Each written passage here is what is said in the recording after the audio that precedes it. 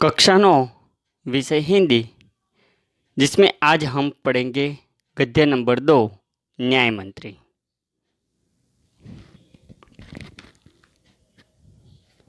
न्याय मंत्री जो एक कहानी है और इस कहानीकार का नाम है श्री सुदर्शन जी। स्टूडेंट्स, हमने आजकल देखा है कि प्रवर्तमान समय में चोरी, डकैती, लूटपाट और अन्याय आदि जो दूषण है उसका प्रकोप बढ़ गया है।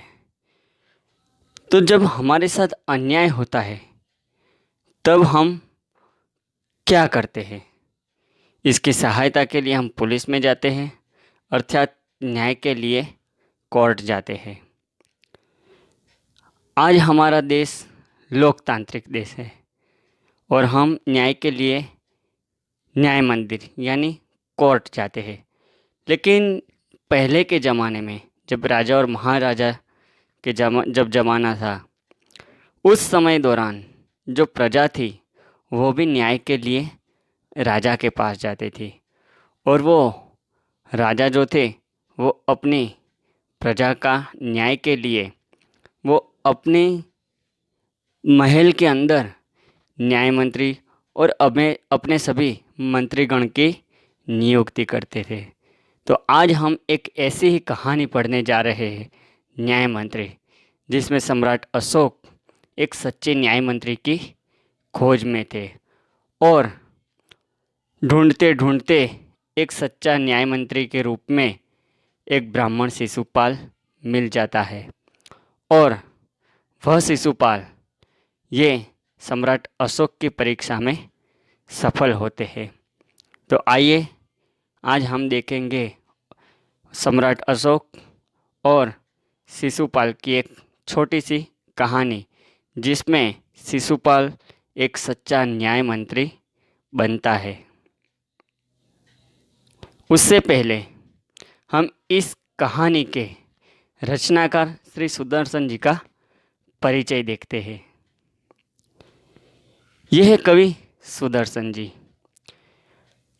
उनका मूल नाम था बद्रीनाथ शर्मा।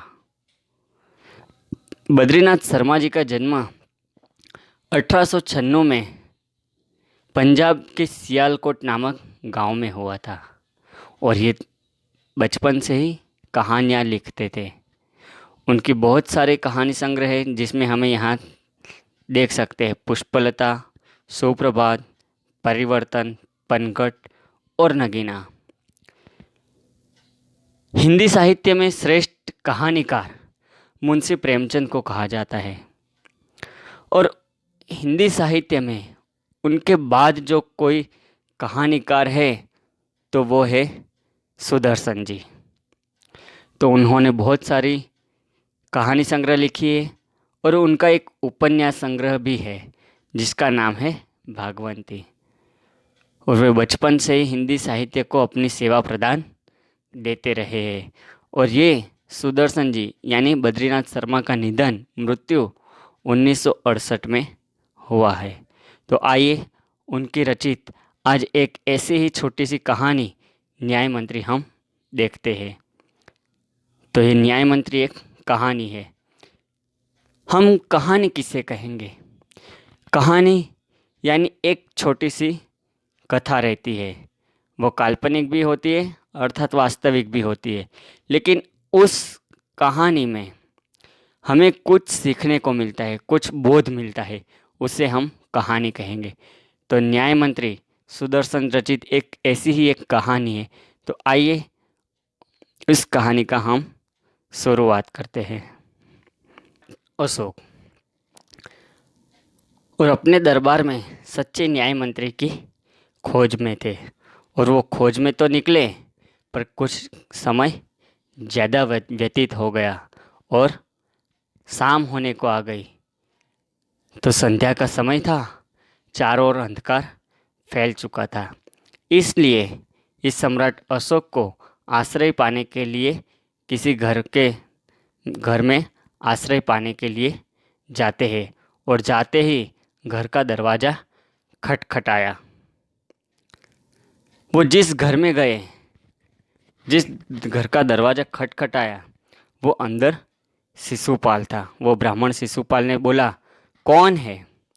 तो बाहर खड़े ये सम्राट अशोक ने अपना परिचय न दिया और सिर्फ इतना बताया, एक परदेसी। और आगे बताया, क्या मुझे रात काटने के लिए स्थान मिल जाएगा? जैसे शिशुपाल ने पूरा दरवाज़ा खोला, उनके सामने एक नवयुवक खड़ा था। का अर्थ होता है युवा पुरुष। तो शिशुपाल ने जब अपना पूरा दरवाज़ा खोला तो वो नवयुवक खड़ा था। तो वो नवयुवक यानी वो परदेसी सम्राट अशोक ही थे, लेकिन शिशुपाल को पता नहीं था। लेकिन उसने अशोक राजा ने भी सम्राट अशोक ने भी अपने आप को क्या बताया? परदेसी। परदेसी शब्द का विलोम शब्द होता है स्वदेशी। और शिशुपाल ने आगे कहा कि यह मेरा सौभाग्य है। सौभाग्य यानी सद्नसीब। यानी शिशुपाल जो थे अपने आप को भाग्यशाली मानते हैं। सौभाग्य जिसका विलोम होता है दुर्भाग्य। और आगे बताते हैं कि अतिथि के चरणों से यह घर पवित्र हो जाएगा। अतिथि यानी मेहमान। और कहते कि अतिथि के चरणों से यानी पैर से, कि जब अतिथि यानी मेहमान हमारे घर में आते हैं तो उनका घर पवित्र हो जाएगा। तो अतिथि शब्द का अर्थ होता है मेहमान, जिसका विलोम है यजमान। यानी हमारे यहाँ कोई आते हैं मेहमान तो वो मेहमान है और हम यजमान कहे जाएंगे। हमें उनका स्वागत करना है। और पवित्र शब्द का विलोम शब्द है अपवित्र। तो शिशुपाल ने भी यहाँ सम्राट अशोक का स्वागत किया है, लेकिन वो बात शिशुपाल को पता नहीं है कि ये सम्राट अशोक है। अतिथि को लेकर शिशुपाल घर में गए और उस अतिथि का आदर सत्कार किया। यानी शिशुपाल ने सम्राट अशोक का आदर सत्कार किया। हम भारतीय लोगों की एक परंपरा रही है कि अतिथि देवो भव। हमारे घर कोई मेहमान आता है तो हम उनकी अच्छी तरह से खातिरदारी करते हैं। उनको पानी देते हैं, चाय पिलाते हैं, खाना खिलाते हैं, जैसे जैसी शक्ति। लेकिन एक अतिथि को हम देवताओं के रूप में मानते हैं, अतिथि देवो भव। फिर दोनों यानी सम्राट अशोक और शिशुपाल उस समय देश की अवस्था पर बातें करने लगे। अवस्था यानी दशा। उस समय जो चल रहा था, वो देश की क्या हालत है, उसकी बातें कर रहे थे दोनों। और शिशुपाल ने कहा, आज कल बड़ा अन्याय हो रहा है।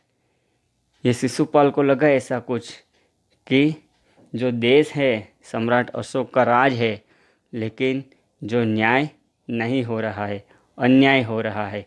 न्याय का विलोम शब्द है, तो न्याय का विलोम है अन्याय।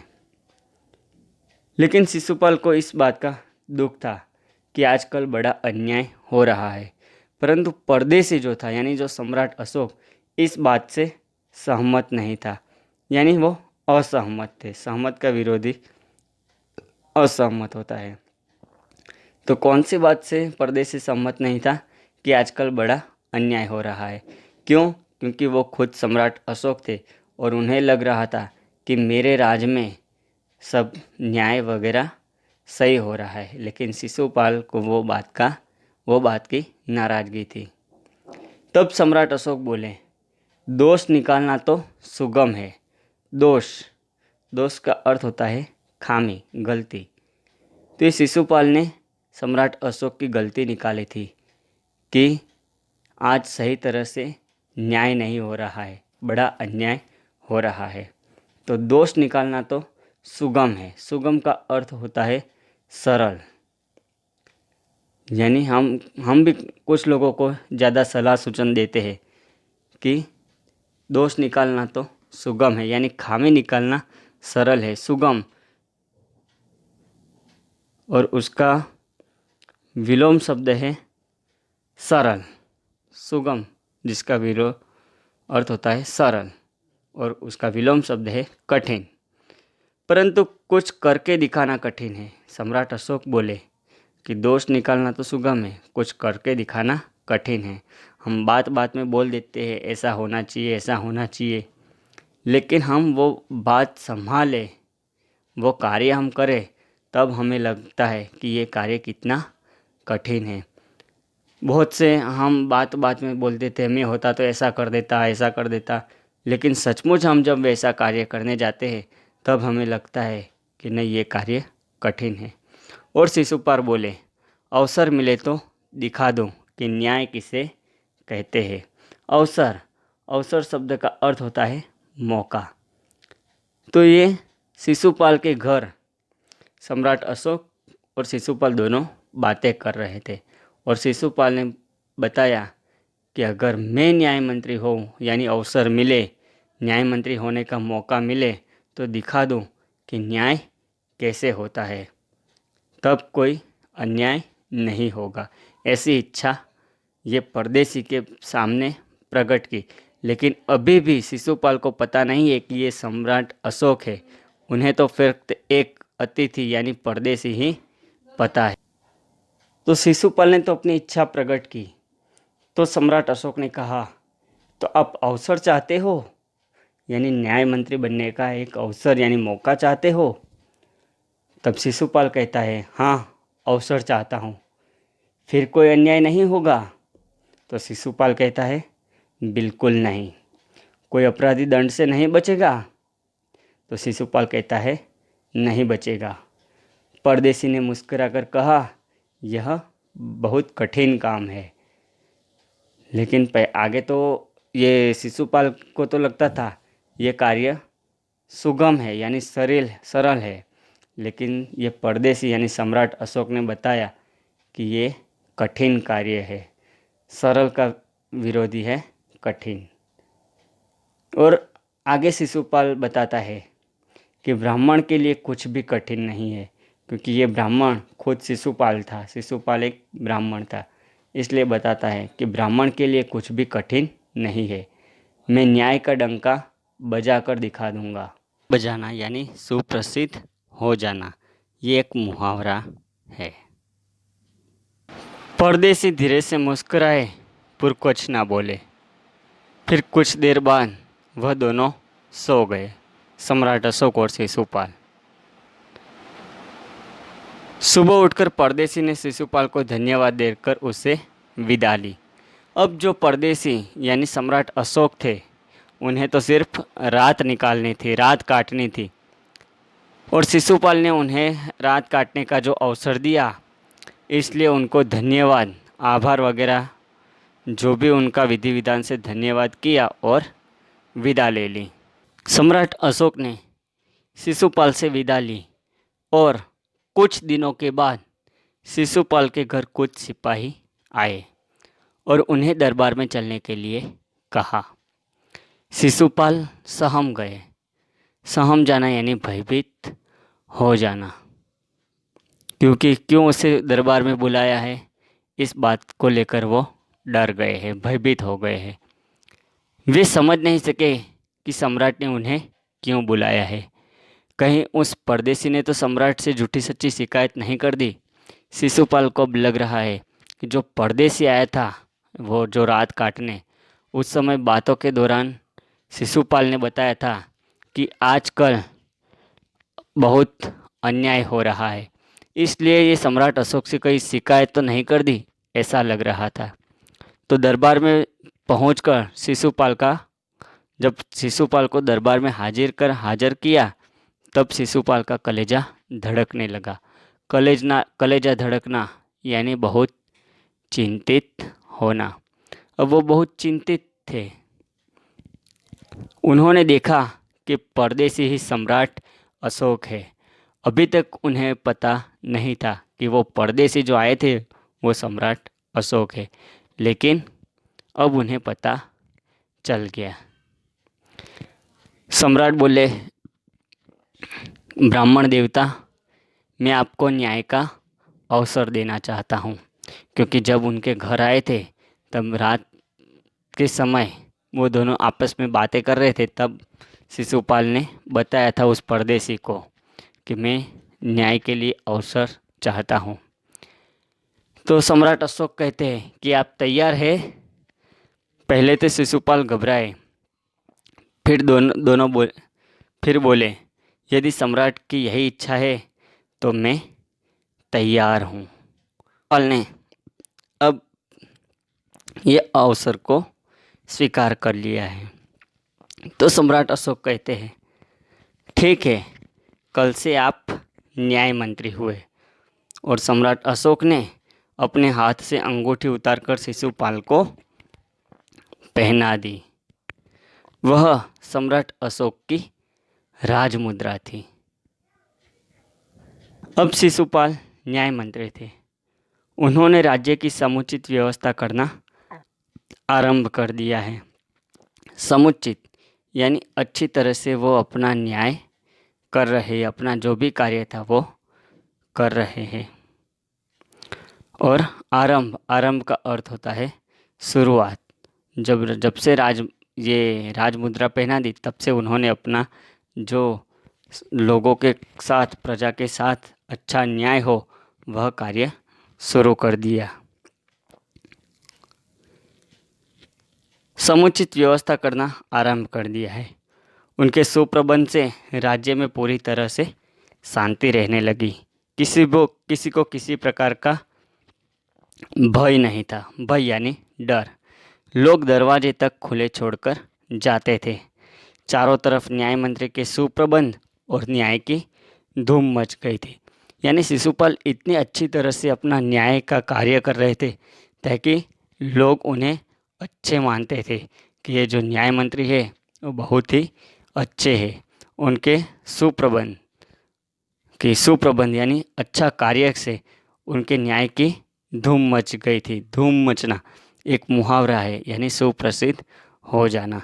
जब कोई भी इंसान अच्छी तरह से कार्य करेगा तो उसके नामना तो हो जाएगी। तो अब शिशुपाल अपना अच्छी तरह से कार्य कर रहे हैं, लेकिन अब आगे एक घटना होने वाली है जिसमें ये शिशुपाल न्याय मंत्री की एक परीक्षा होने वाली है। तो वह बात हम अगले भाग में देखेंगे। अस्तु।